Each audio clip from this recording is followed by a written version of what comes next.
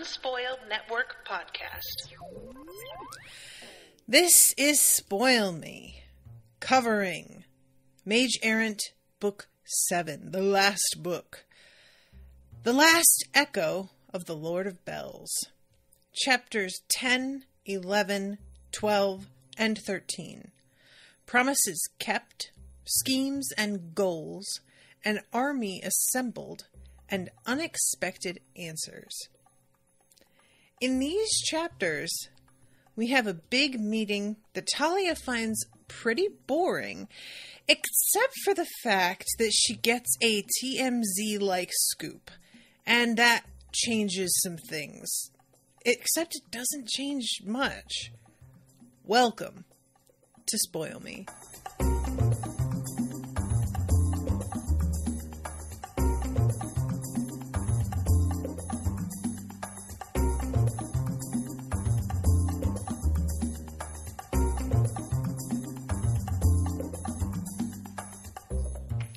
Welcome to the show, everyone. I am Natasha. Thank you so much to Dan for commissioning this episode. Dan, if you are out there, appreciate you. I am LOLing so much over this twist, you guys, but it's like, I'm going to wait to get to it. We're going to start at the beginning here. So, Chapter 10, Promises Kept. This, like, the whole thing with all of these different warlocks that Hugh had handed over to Indris, it turns out that she has really gone above and beyond with finding them packed. At first, he's sort of like, what the fuck? Because they are here on the ground, like near where the battle is going to be popping off. And he's sort of like, this doesn't feel like what I asked you to do. But once she gets a chance to explain to... Well, she explains, but a lot of times it's the warlocks themselves explaining. So I love this when Kana asks, guess who I'm pacted to? Since she was wearing the black ether crystal armor of Amalda Vale, and her irises had turned a glittering black, it was fairly obvious Indris had gone through with Hugh's plan to pact the girl to the armor. Which, I am still really, really fascinated at the idea of pacting with an object. I know that Hugh has pacted to his spellbook, but it's a different... Well, he pacted really, I guess, to the Labyrinth Stone? Was that how that started? But, you know, it's not exactly the same because it was an unusually powerful and aware item to begin with, it seems like. I may be wrong about this, but the impression that I get is that Mackerel is like a lot more conscious and has a lot more personality than many of these items tend to do. So, oh no, Dan is saying, I think chat is broken. Oh, that's too bad. All right, well, I'll keep my eye on the Q&A over here. So if you have anything that you want to mention, at least he's able to come through in the Q&A section, which is a different part of the chat. Let me just see if I have, if there's anything that I can do. No, it doesn't look like there is. But I'm glad that there's at least a way for you to communicate with me. Although, if this ever were to happen again and nothing seemed to work, I guess I could open up the old Discord. It's just, how would I know to do that? Anyway, okay. But it's good to know that there's somebody here. So hi, Dan. So, and Indris says, like, there's going to be other stuff that she's probably going to pact to as well, and that she's going to have, like, a weird combo of abilities. We're considering fiber, fool's silver, salt, and a half dozen others, which I don't know what fool's silver is. I'm really curious about it and what about it would be advantageous. Fiber is such a broad term that I could see that being very helpful. But yeah, this is really interesting. So then Peltia. Indris is in talks with several arthropod members of the Tomb Guard about pacting with me. Hopefully one of the chitin mages will agree to it. We've also worked out a specially designed pact just for me. Do you want to look? And he's looking, and there's like a lot about physical change. "One step closer to my dreams," Peltia said cheerfully. "Your dreams of becoming a terrifying insect person?" Hugh asked. "A building-sized terrifying arthropod monster," Peltia said. This is fascinating to me. And I love, of course, that everybody's sort of like, girl, what the fuck? Except for Talia, who's like, no, actually, that's rad. That is super dope. You should definitely do that. Of course she would be like that. Of course she would. But what I really love about this is later on, there's more of a conversation about it. And what she says is like, I don't feel any combination, or I don't feel any connection to my actual like flesh body. I don't like being soft like this. I want to have like a hard shell.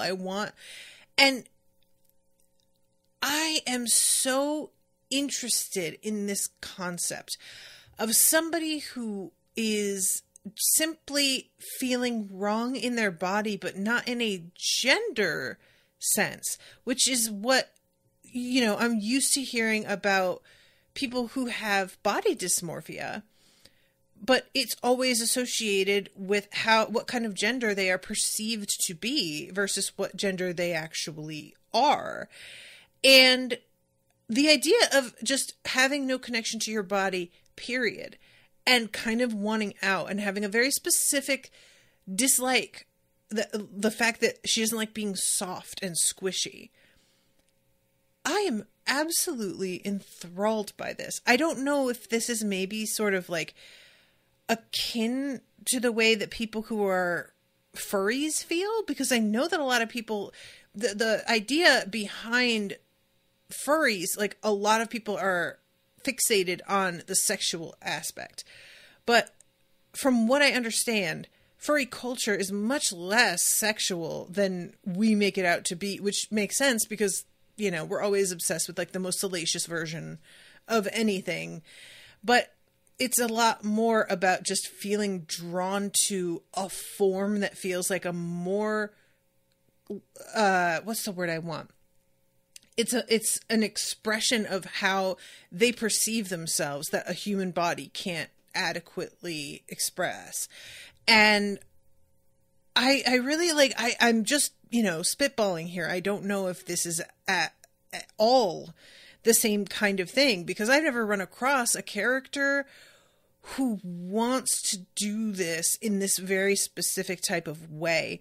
You've got characters that just want power, and so they wind up like transforming themselves in a way to get that power. And it's never so much about wanting a new, different form.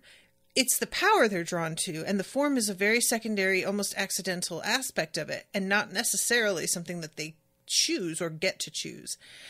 And the idea of wanting to transform into this kind of creature, more because you don't like your body in general, and the power is maybe kind of a secondary thing, that's a really interesting idea. And I would love like a little side story about what's going on with her, because it's just like, as somebody, I have never had gender dysmorphia, really. When I was very young, I did a little bit, when it was specifically, I think, being around my cousin. When I was brought up, because I had a white mother, there was a certain type of femininity associated with that, versus my father's side of the family, who, like, the performance of femininity in the Hispanic side of the family is much more elaborate and much more frilly and specific. And the only times that I remember ever feeling like I feel like a boy was when I was with my cousin and feeling like everything about me was not feminine and didn't align. And she was actually a girl. And I was not. And I was literally in a dress during one of these points, and I was still like, no, I don't, like, this isn't, and I realize now that it was just a sort of like figuring out performing gender, and it wasn't so much dysphoria as it was realizing that like the standards that I was given were not the same as hers. But I have had a lot of dysphoria surrounding weight and seeing myself as a lot heavier than I actually was. And as I actually gained weight, not noticing, because I had always thought I was heavy to begin with. So my gaining weight didn't really register. And so I can understand in a very like vague sense what it's like to feel disconnected from your body and to be constantly surprised, like, oh, right, that's what I look like. Or, oh, is that what people see when they look at me? But the idea of physically not liking the texture of how you feel, like, that's a different thing, and in some ways gaining weight, I can have a sense of that, but it's still really, really different. And I just love this and find it so like compelling. Sorry, Dan says, I'm picturing a Muto from Godzilla 2014. What is Muto? I don't know what that is, Dan. But is it Godzilla 2014? Is that the one with Matthew Broderick? Or is that the one with, I can't remember what the other, is it Bryan Cranston that's in the other one? But I really love the idea of her. Oh, the big bug monsters Godzilla fought in the Bryan Cranston one. Okay. I watched that while I was assembling a desk when I moved down here, and I don't remember it at all. So the fact that they're bug monsters, low key, is news to me. And I did see the movie, but do not remember that. What can you do? Ooh, now Dan's in the chat. He says, Crackcast, get your shit together. Hard agree. Anyway, okay. So then it turns out that Venta has bonded with Ilinia, which we find out a little bit later what that's about. But in large part, Ilinia was just like, I just wanted to make shit really awkward for you. And I can't help but feel like there's a possibility that Sabe and Venta wind up together, and maybe pouring all of the power into Venta is actually going to wind up keeping it within the family in the end anyway. I may be completely, talking out of my ass with that. There is nothing that says that Sabe is going to wind up with Venta, that there's actually going to be a marriage, anything like that. But I didn't love that Ilinia is doing this without Venta's knowledge. Like, that's the only thing that I kind of felt icky about. And there's, like, I'm not entirely clear how this works. So I don't know how much of a, like, violation or crossing the line it really is. But it feels to me like doing anything magically that's going to instill power in somebody that they are not aware of and don't agree to feels shady. So, I don't know. But anyway, so then there comes a point when it turns out Indris is the one who pacted to Thaddeus. And I love this for Thaddeus. He is so excited. He's like, I'm going to learn to fly. You're going to learn a lot more than that, Indris said. And I love that when Hugh says thank you to Indris and is like, you've gone above and beyond, in the background, Ilinia is just like, ugh, whatever. And I'm just like, girl, you have got to stop being so salty. So there's all these assassination attempts that are made, and I won't get into all of these, but none of them works, and they all seem really like... Saying that they are half-hearted isn't actually accurate, but they are just so inadequate that it's almost insulting. You know what I'm saying? So, let's see. Rumors of bounty hunters' intimidation and bribery reached them, and it seemed as though many of the actions were working. Several of the minor great powers that were supposed to have attended either cancelled or failed to arrive, and Indris and Alinea grew visibly more worried each time. One more great power did arrive at the last minute, though. Andus Thune. And we find out some stuff later. But Andus Thune is a young dragon who has such an amazing ability to create illusions that he has caused Heliothrax to lose her territory because she has not been able to recover her lair. He has led her in the wrong direction so effectively that she couldn't find her way home.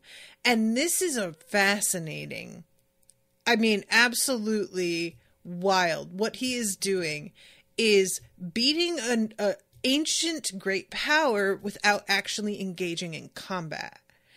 All he is doing is this sort of I want to call it almost like a passive-aggressive assault and taking away the keys of her power, which is her territory.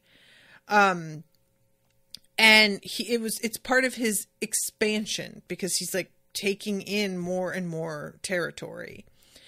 Andus Thune had driven the most powerful dragon on the continent from her territory without once engaging her in battle, and that had led to her allying with the Dominion. For all that, he was no counter to Heliothrax. He'd seized her territory with trickery and patience, not force, and they didn't have the time to let him repeat the feat. And I'm thinking to myself, you may not have the time to let him do something like that again, but I have a hard time believing it's not going to be an incredibly useful talent to have on your team still. And I'm just going to jump ahead a little bit. And, I said I wouldn't do that, but I'm gonna.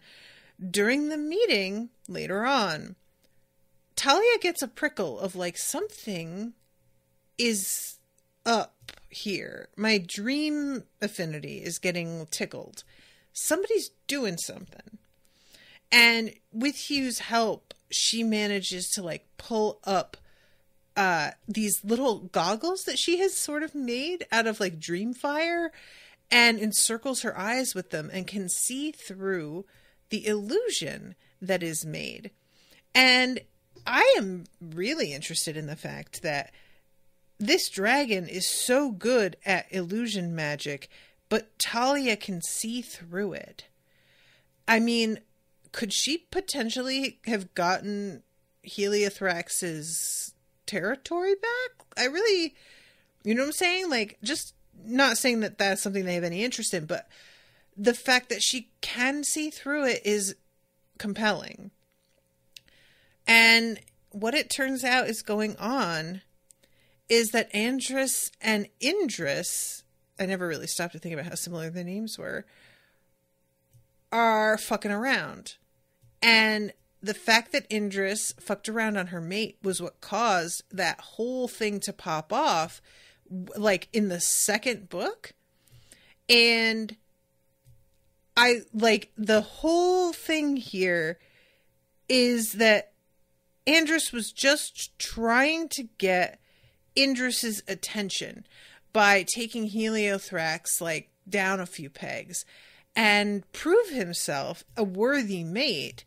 And Heliothrax would not have thrown down the way that she did, as aggressively as she did, if it weren't for how he moved on her, and he would not have moved on her if it weren't for wanting to fuck Indris, which means that a big part of this battle and this war is down to the fact that Indris just wanted some dragon dick. And I love the conversation that ensues after this because, understandably, Godric is ready to fucking lose his mind over this. The idea that Heliothrax killed his father, and she would not have been at the battle and been working against them if it weren't for all of this. So in a very real sense, it's Indris's fault that Godric's father died.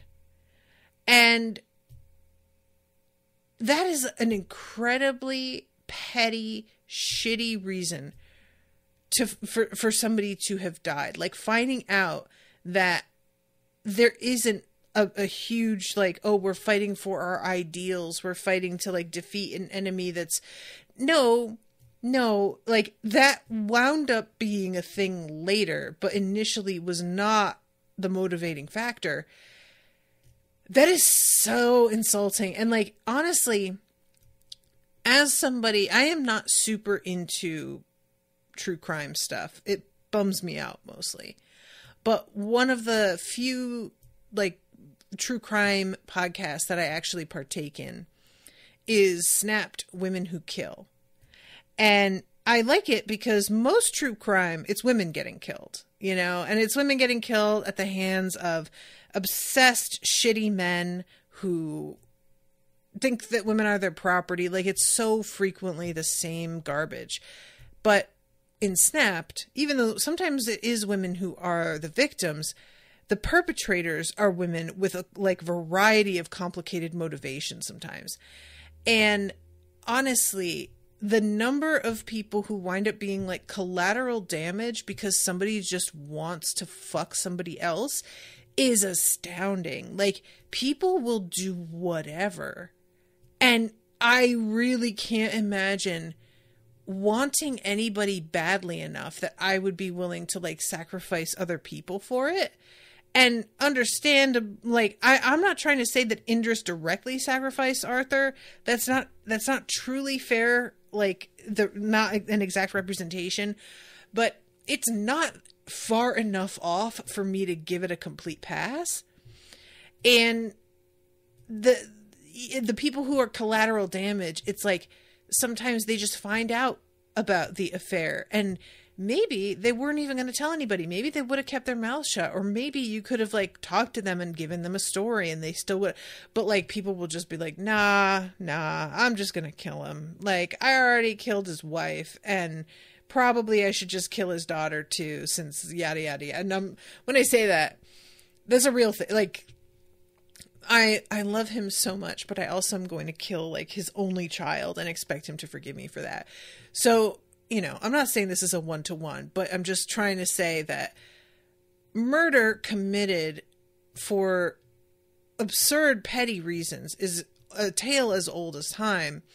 And Talia mentions how many huge historical events went the way they did simply because of, oh, she was in love and said such and such to him, or he forgot a notebook in his hotel room that had information in it, or this guy was supposed to have delivered a message and he wound up getting food poisoning and missed his train and they didn't ever get the like, you know, just shit like that adds up. It's such small human nonsense that influences the fucking flow of history and the rise and fall of dynasties. And it's just not very romantic to think about how fragile it all is in the grand scheme, but that's facts. That's just, like, how it works. And I don't know, I really enjoy this. Dan says, I've been waiting months for you to get to this. You speculated so much on why Indris had the egg in book 2, and she did everything for some good deed. I hope it's good. It seems like it is. So based on her behavior now, she's still into him, so go for her, I guess. It's so petty, but so realistic. How many wars have been fought because of cheating?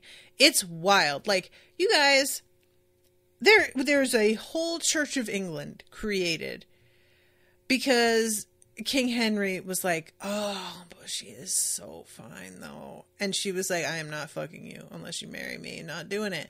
Now, you could talk all you want about how he wanted an heir, and I'm sure that was a big factor. But when it comes right down to it, he wanted to fuck. And so he changed the religion of a whole nation just so it would be allowed. Like, we are nothing if not animals driven by instincts that are to a degree out of our control, like, you know?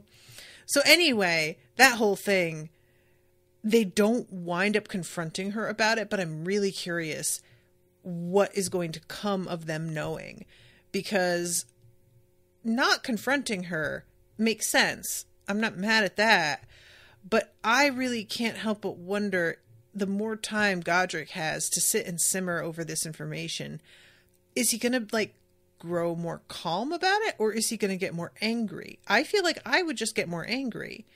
I don't know though. Like, Godric tends to be more level-headed than me. Frankly, all of them are more level-headed than me most of the time. So anyway, then we have Grennan who shows up, who he was like the literal only librarian errant who isn't working with Alustin. And they weren't sure he wasn't working with Alustin, so they like had him locked up for a while, but gradually were able to establish to their satisfaction, like, oh yeah, no, he's on their side. And Hugh is like worried this dude is going to be mad because Hugh didn't do anything to free him. But instead, Grennan is just like, oh, dude, I'm so glad that you, like, were able to survive. I know what he did to try and, you know, he was willing to take you out if it took Canderon out, and it's great you're alive. And it turns out that he is so upset over Canderon's death that Hugh is really tempted to tell him Canderon's alive still. But he knows that info can't be out, like... You know, it's just the sort of thing. Maybe if you knew the guy better and you knew he had the poker face to keep it hidden, but there are just some people that aren't able to do that. And if you don't know somebody well enough, it's too much of a risk.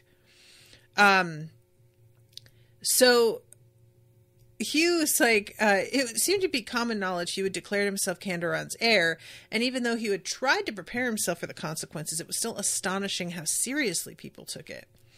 To his mild and pleasant surprise, a number of mages seeking his time were doing so to consult on matters of ward crafting. His reputation was already growing outside Skyhold, which, that's pretty cool. Like, good for you over there, Hugh. At times, it seemed like the only person that wasn't seeking Hugh out was the Lich whose demesne they were meeting in.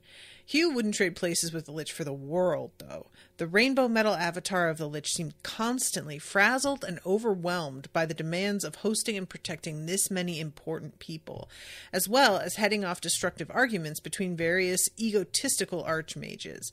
And it hadn't really occurred to me about, like, you know, even though a Lich might want a substantial population because they depend on the people who live in their demesne for the variety and entertainment of their lives.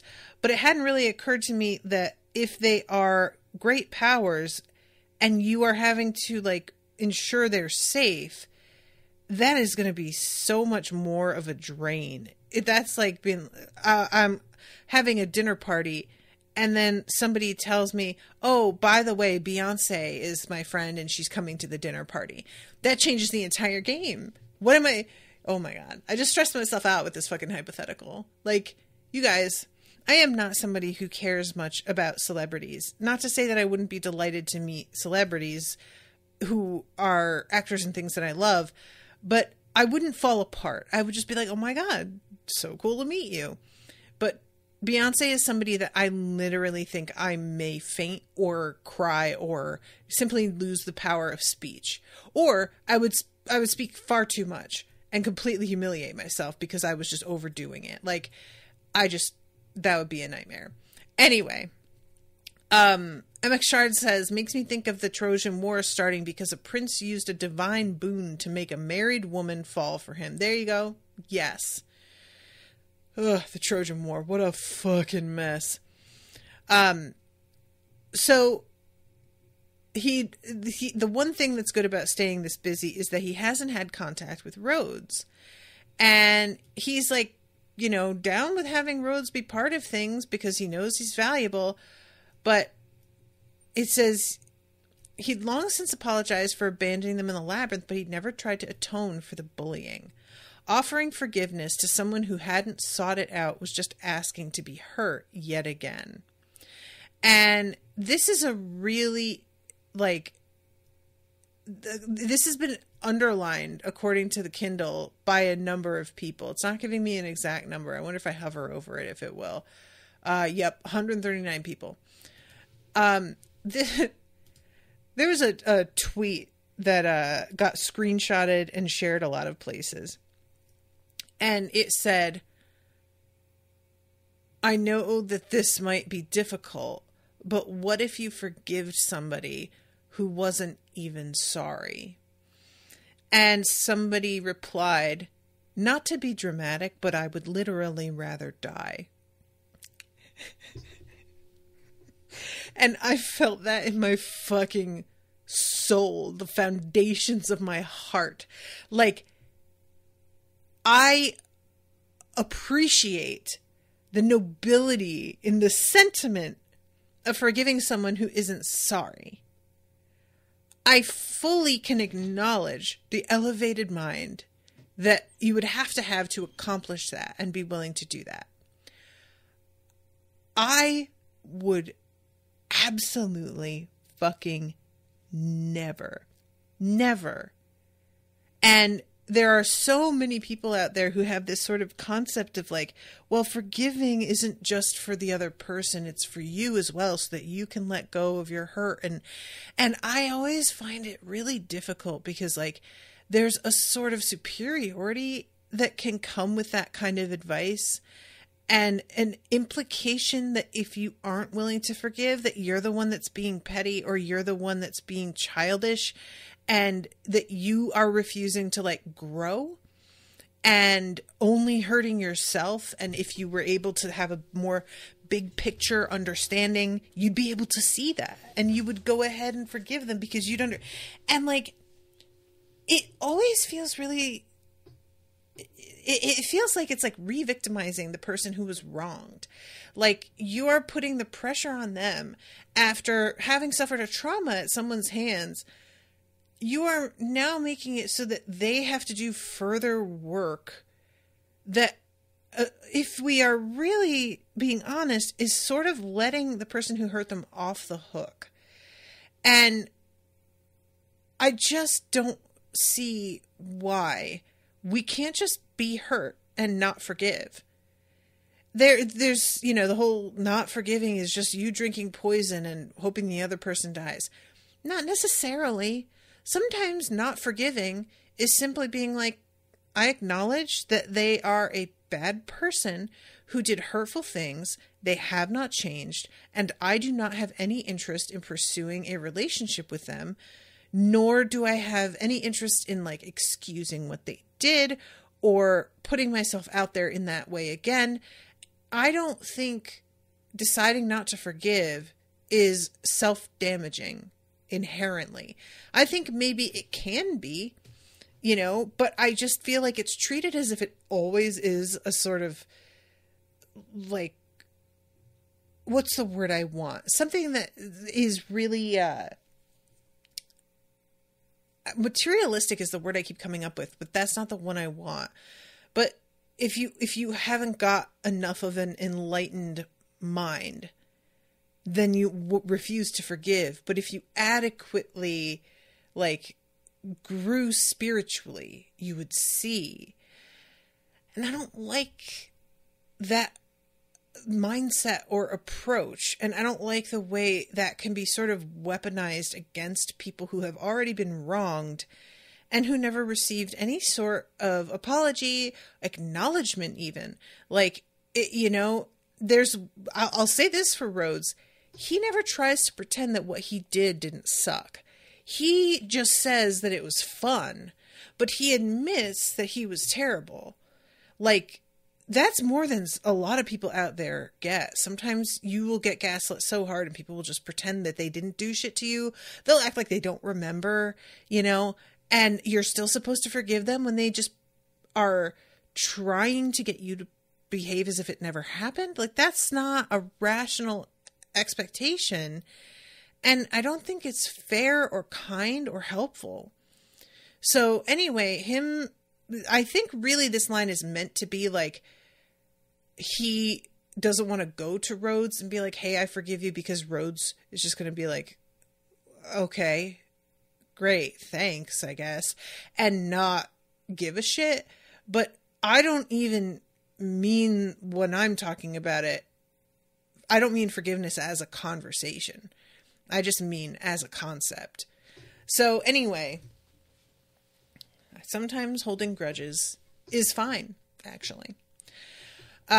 So chapter 11, Schemes and Goals. I talked a lot about this chapter already because it's the one in which Talia discovers the thing, but I really do enjoy, there is a kind of a pantomime happening here. Shimmering cardigan. They were covered in sparkling gems, with even more orbiting around them, catching the light unnaturally.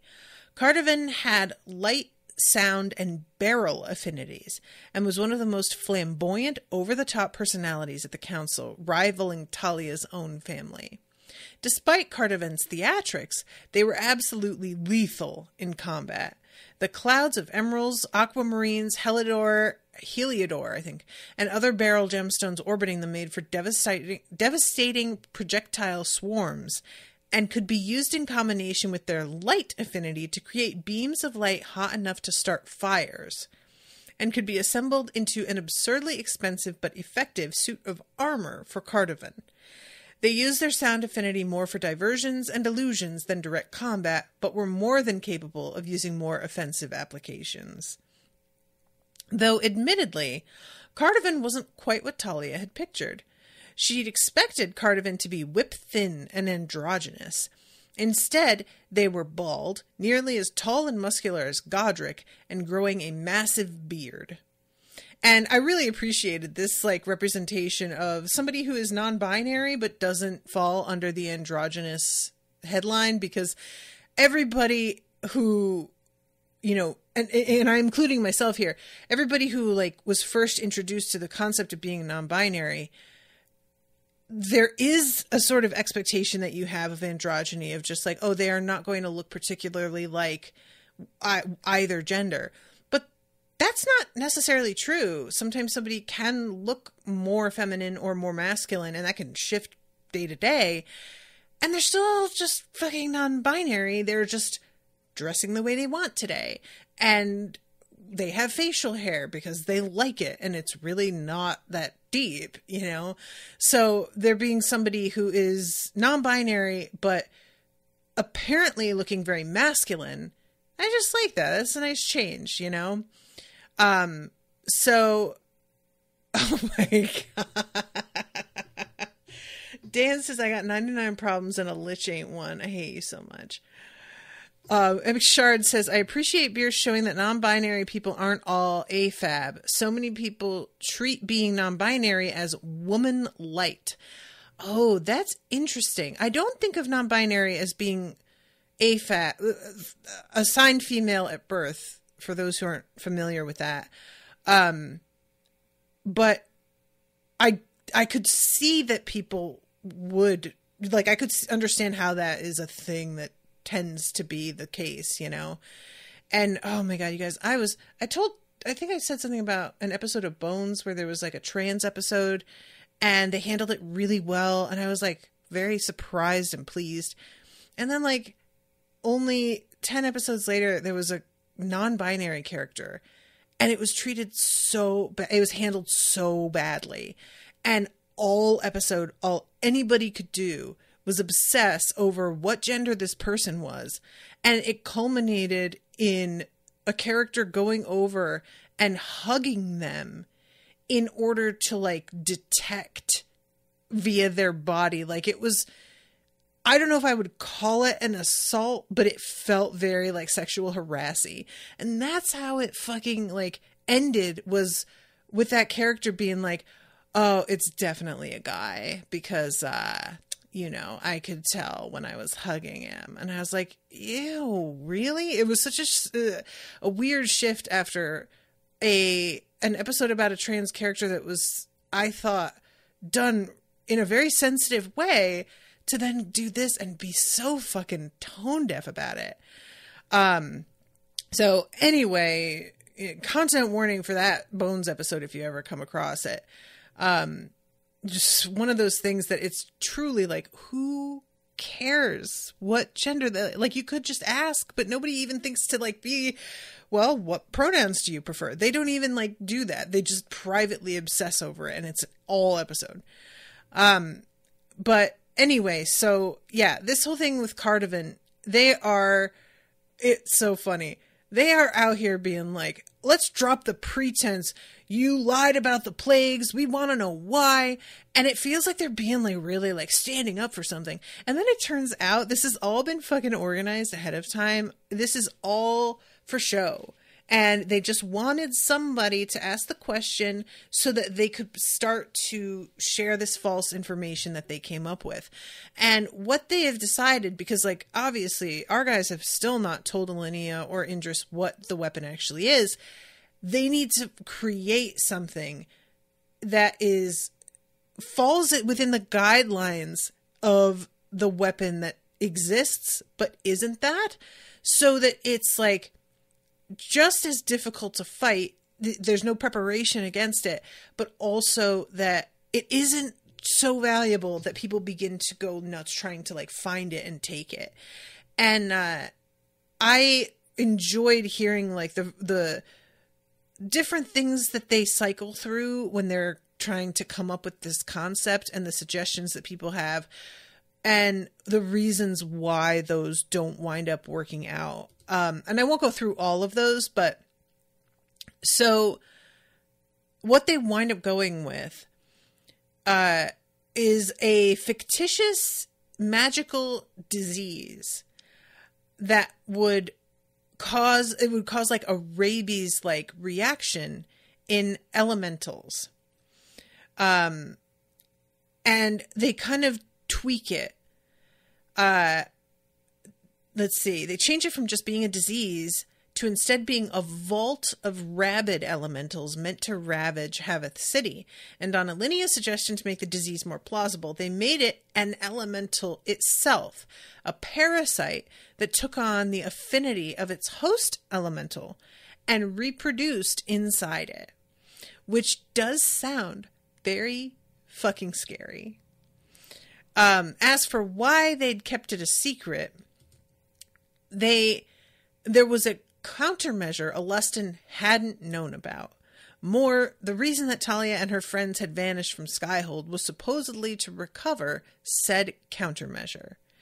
They hadn't come up with literally any details about the countermeasure, not what it did or where they'd gone. They were just claiming they were going to keep it a secret so that he wouldn't be able to fight the countermeasure. The best part of this approach was the audience's imaginations would do a far more convincing job at dreaming up a solution than they ever could, and any doubts would be focused on solving that problem rather than on the rest of the story. And I, for one, absolutely love this whole approach. I am so into it. Like, I am fascinated too at the like orchestrating of this, so that this mage is like out here really looking like they're doing something, but it's all fucking planned. Like, that for me always hits, because it's the kind of thing that I think in the moment I would absolutely fall for. The idea that like, oh, that whole back and forth was actually, if somebody tried to tell me that, I would laugh in their face and be like, you are such a conspiracy theorist. And yet I can also say I believe that kind of thing does happen. You know, that certain arguments are had just for show. I don't doubt that. But if people do it adequately, I don't have a like good nose for it when it isn't real. The only times that I am good at being able to tell is people will upload TikToks and stuff sometimes where they have like a confrontation with somebody or an argument. And in a lot of those, the acting is not good enough. And I'm like, oh, come on. It's as clearly like totally staged. But when it comes to like this sort of political theater, I don't feel like I'm as good at catching it, because I don't have a great sense of what a lot of politicians' personalities are like. And you kind of have to be able to tell if somebody's being out of character or not. And I don't know that well enough, you know?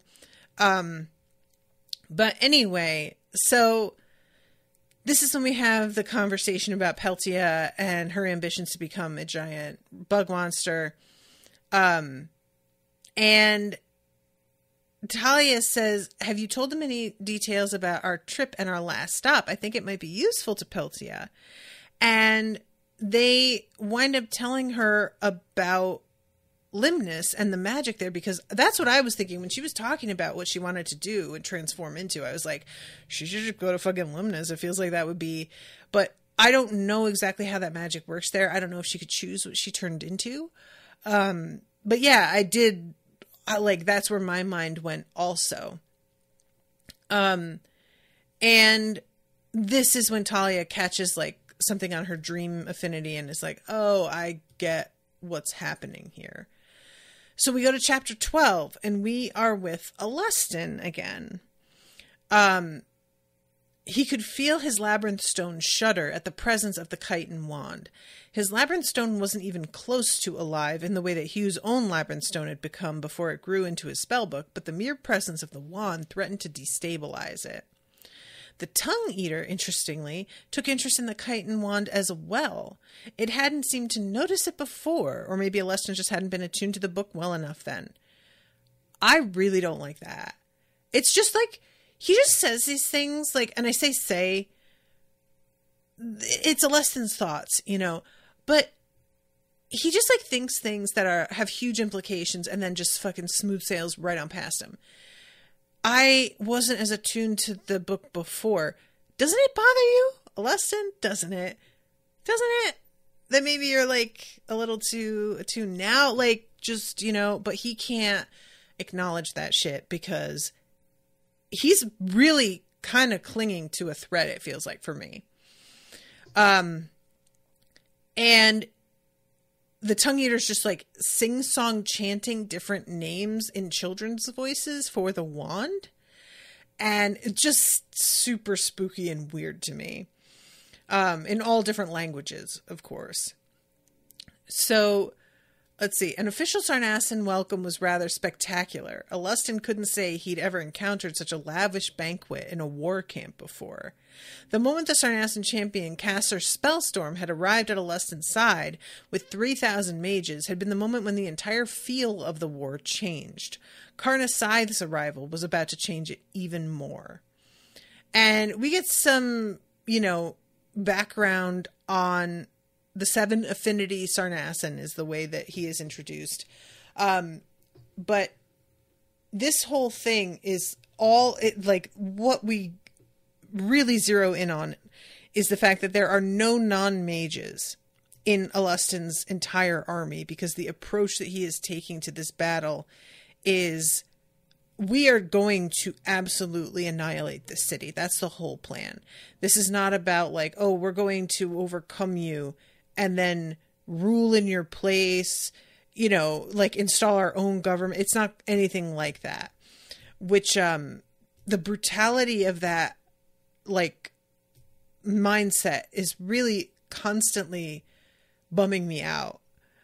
And they're still having difficulties with like all of the practical aspects of having enough supplies for everybody. And, the idea there's like a mention of how, well, sure, we could like loot people's fields and stuff along the way, but if they have any magic, they could poison the food magically so that whatever we took, you know, like, and I was like, oh, that's a really interesting problem. I hadn't considered that. The invasion date was so close now he could taste it. Keeping the army hidden was also relentlessly stressful. Alustin's labyrinth stone was nowhere near powerful enough to hide the whole army alone. They had spent months laying decoy encampments, anti-scrying wards, and other countermeasures across the Skyreach range. That, combined with limited coverage the labyrinth stone was able to provide, was proving enough to keep them hidden for now. And he also has a moment of like, you know, there's interpersonal conflict as well. And all I am doing is keeping people happy for the moment and pushing back when they're going to be able to like resolve this stuff, because they think, oh, we'll resolve it later, when I know it's not getting resolved because you are all going to die because I don't care about you. And then it says he didn't care about his forces at all. He almost believed it. So another just hint to the fact that, like, he still has a conscience. He has kept it very shut down, but that shit's starting to speak up a little bit. So then we go to Kasser and Sagravok's Scale Storm. And I was really pleased with this. So they're arguing with him about what it is they're going to do. The fact that Alustin still hasn't told them what the plan is. And they're all just like really frustrated by the secrecy surrounding this. But I am mostly interested in the fact that he wants to mock them all for having the word storm in their name. And I feel like I just said this last week or earlier this week, that everybody's got storm in their name. And I didn't even mention like Hugh Stormward, but that is specifically a name that Alustin tries not to think about. But I could not stop laughing because I almost was like, did John Pierce intend for this joke? Like, did he set this up? Or did he start writing a bunch of names down and then like step back and go, oh my God, I just used storm like 10 times. And I really love that he's thinking about how many great powers have the word storm in their name. But then power was depressingly seldom correlated with good taste. And I was like, that is a fucking sermon. That's a word. Like, just being like, well, if you have good taste, you know not to just search for power, because that's like, gosh, ew. You know, like, I don't know. There's something about that I thought was really, really funny. So then chapter 13. And this is when our friends talk over what it is that Talia has discovered. And let's see. Talia says, so we're not going to do anything with this information. Sabe shook her head. Tides, no. All we could do with it is embarrass and irritate Indris and Andis, and I'd rather not have two great powers angry with us. And I love this. Then Talia says, well, fair enough. Anyway, how'd the meeting go? And Sabe's like, are you serious? You were at the meeting? And she's like, I know. And I really tried to pay attention, but it was just so boring. And I love the fact that Sabe is genuinely blown away by this, because like, this is when you have a totally different sort of mindset than somebody else. This will truly be like beyond your comprehension. I have this sometimes where, you know, I like to cook, you know, and Owen doesn't know the first thing about cooking. Like, he's really, really bad at it. And he will get out. I'll be like, can you chop this onion? And he like pulls out the wrong knife, and he chops the onion on the diagonal and leaves like the root and the skin on. And I'm like watching with my mouth hanging open, because I'm like, it would literally never occur to me to even do it that way, because you just don't do it that way. I know what I'm doing enough that it's an automatic, and I just assume it's automatic for others as well. And it's not. If you don't know, then how would you know?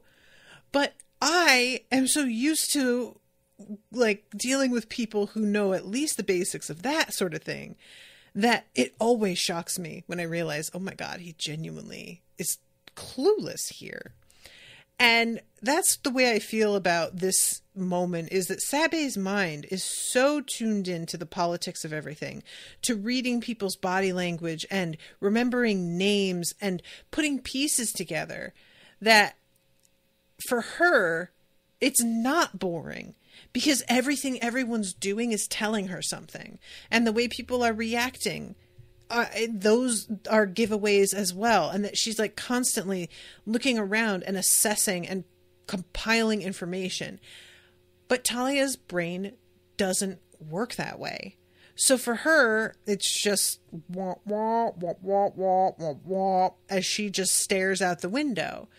And I just enjoy any time we are reminded how different our friends are, despite them getting along and having the same goals and everything. the way they all think is very different from one another. Sorry, MX Shard says, it's that comic about biochemists assuming the layperson probably only knowing 2 or 3 molecular formulas of common sugars. I do not know that comic, MX Shard, but I feel like I agree with you.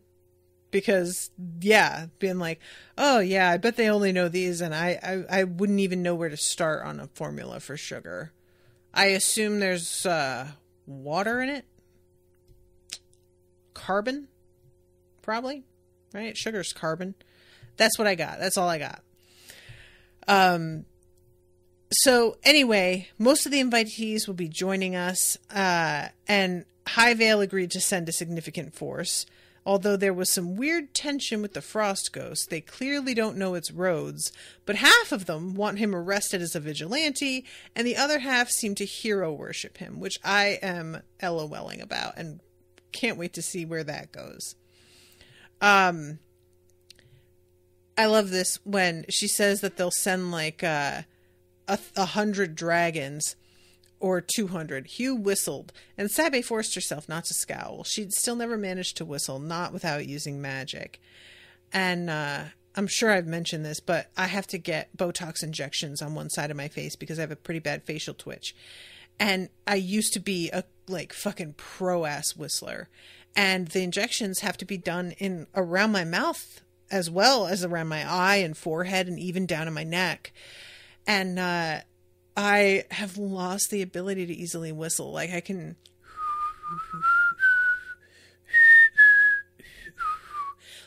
just about still do it, but it's a really unreliable thing. Like that example there, that was me doing pretty good. A lot of the time I'm just going like I can't even quite get it there. And I miss it. Being able to whistle was like, it was a delightful thing that I did a lot. And I didn't realize how much I did it until I couldn't do it anymore. So they're talking about doing more training and how they're like going to approach things. And Hugh is like, you know what? I know we could like get slightly better with our affinities and whatnot. But I think the thing we really should focus on is tracking one another through our warlock bond. Because that in battle is going to be key, but also could be just important if they got separated for any other reason. And I'm assuming that through that bond, you can also feel emotion still, so that would be like helpful in knowing how somebody is doing, whether they're in danger. And all of them are down for that, but Godric is the one that looks a little bit disappointed because he was going to be excited about, it says, Godric summoned a sphere of water out of his storage tattoo. So, yeah, he had a plan here, and he doesn't get to do it. So, then we get a little kind of almost montage where everybody is getting ready, and there's like constantly somebody going to Ilenia and Indris like, we should just attack Alustin. And they're like, yeah, that'd be great. Where would you say he is? And it's just the same fucking response over and over because nobody knows and they just want miracles. And it's weird. Like they're completely losing track of the most basic shit. We don't know where he is. And as all of this is happening, we're finding out as well that our friends are undergoing some transformations that have made their bodies stronger. Their immune systems are able to adapt more quickly to illness. So it's not like the immune system is stronger, but because it adapts faster, it seems as if it's stronger. And they're also undergoing this magic that makes their skeletons, their bones, stronger, which evidently Talia was not doing initially because she was afraid that it was going to interact with her own magic. And she was okay with not doing it. Despite the advantage it gives, it's super, super painful and leaves you feeling like really achy and sore afterward for like a day or two. And then Grennan is like, you should be able to get somebody else to put this magic on you. You don't have to do it yourself, so it's not a problem. The only thing that sucks is that having somebody else do it to you is definitely going to be more painful than your friends who are doing it on themselves. And when she's like, well, what about my Scrimshaw ward? Wouldn't that interfere? He says, well, no, the way that we built it, it absolutely wouldn't. And she also says, Alustin had always kept her far away from other bone mages for fear of them triggering unpleasant and explosive feedback with Talia's magic. Grennan just gave her a baffled look. Utter and complete Drake shit. That defies several laws of magic. One mage being able to trigger another mage's magic like that can't happen. And it's really interesting that Alustin told her this, and it turns out to be so wrong, because we know that he knows his magic pretty well. So I can't help but wonder if there was like an additional reason that I don't want to say that he lied to her, but I'm gonna say it. I feel like he knew and made it so that she could. And I'm like, is it because that was going to make her just too fucking strong? And he knew that he was going to have to go up against her eventually. And he was like, nah, we don't need her to be that durable. I don't know. Like, he told her this before he knew he was going to turn on them all, I think. I think it was early enough in their relationship. He didn't have that plan in place yet, though. So I don't know. Maybe he was just wrong. I wouldn't be upset, because I'm actually kind of a fan of even a person who is a pro and knows things not being completely omniscient. But anyway, so I'm over time here. I've really got to wrap it up. But there is a conversation between Ilinia and Sabe where, first of all, Sabe gives her Gavrigum's senses, and Ilinia just destroys it. And it turns out that Sabe had done a bunch of copies of it and also fed one to Mackerel. So she doesn't have to worry about it being destroyed. But I was also thinking, like, she's read it so many times, she probably doesn't need a copy of it. She could write it down from memory. And Ilinia apparently had been like, sure, Sabe had taken a weapon for herself from the vault, and makes her swear that she hasn't. And then there is the conversation about Venta, and where she explains about how I told you I couldn't pass it on, the seat of Storm Seat, because we have too much power in the family. So I decided that the thing to do would be to make it less powerful. Through a properly designed Warlock pact, it should be possible to split off part of Stormseat's artificial mana reservoirs and permanently transplant them into Venta, and maybe a few other warlocks as well. Without her knowledge, of course, it will take a decade at minimum to shrink Stormseat enough, and it will turn Venta into a minor great power, but it will let me pass on my power when it's time.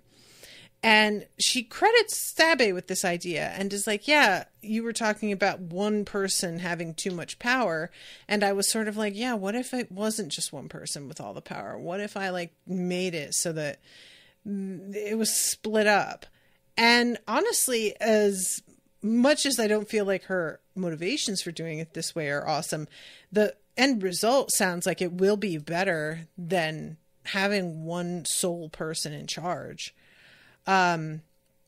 So finally Sabe is like, so what do you know about this like cosmic fucking interdimensional pact with a secret entity that Kandaron had going on, like this group?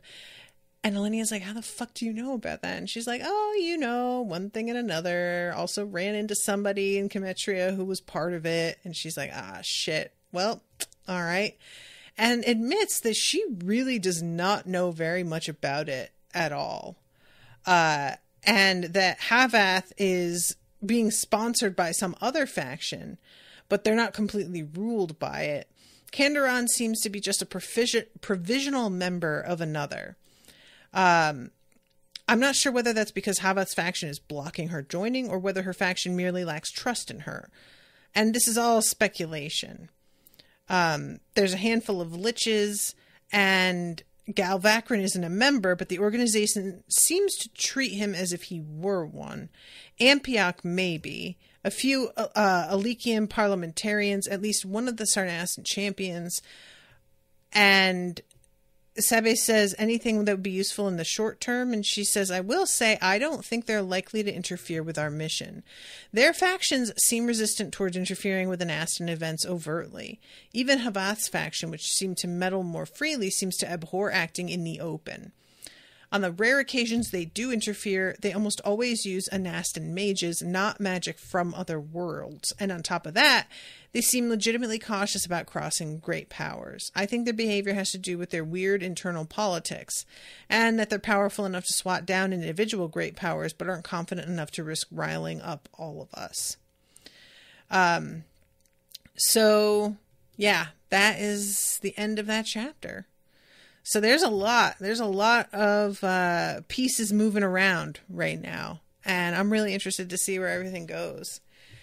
So I'm going to wrap up. Thank you guys again for hanging out with me. Sorry the chat was all fucked up, but appreciate y'all being here. Thank you, Dan, for commissioning this. And until next time, toodaloo, motherfuckers.